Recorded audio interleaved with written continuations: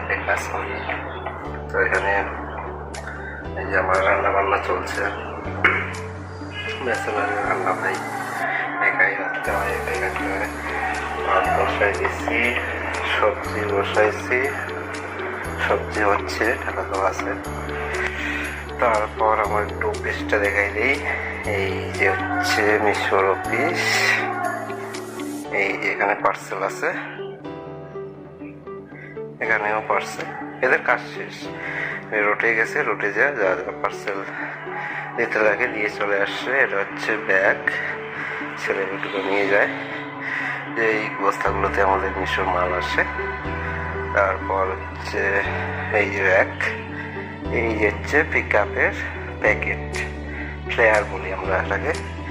এই যে আমাদের পিক আপ আসছে, ঠিক আছে।